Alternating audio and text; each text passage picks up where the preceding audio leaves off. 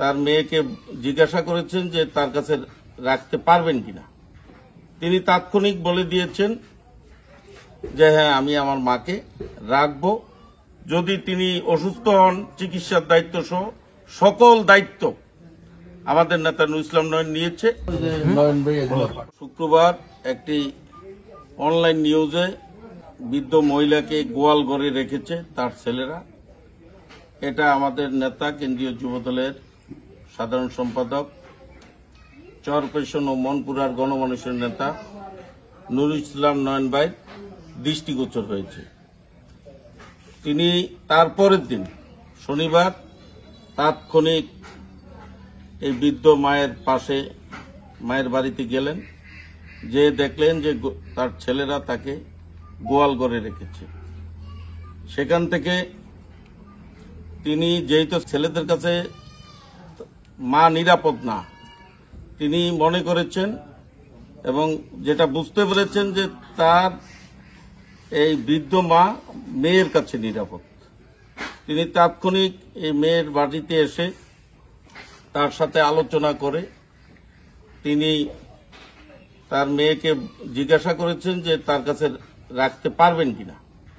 তিনি তাৎক্ষণিক বলে দিয়েছেন যে হ্যাঁ, আমি আমার মাকে রাখব, কিন্তু আমার তো আর্থিক অবস্থা ভালো না, যেহেতু আমার স্বামী নেই। আমাদের প্রিয় নেতা চরপেশনের মনপুরার নন্দিত নেতা নুরুল ইসলাম নয়ন ভাই এই বৃদ্ধ মহিলা, যদি আল্লাহ তাকে বাঁচিয়ে রাখে, এই বৃদ্ধ মহিলার মরণ পর্যন্ত সকল দায় দায়িত্ব তিনি নিয়েছেন।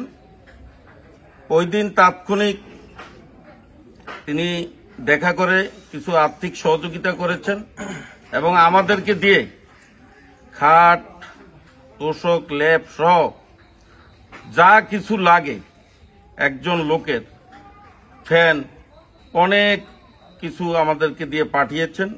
আমরা আজকে দিতে এসেছি এবং আমরা বলতে চাই যে আমাদের নেতা নুরুল ইসলাম নয়ন ভাই একটি কথা বলেছে যে চরপেশন মনপুরার মানুষ আমার কাছে নিরাপদ।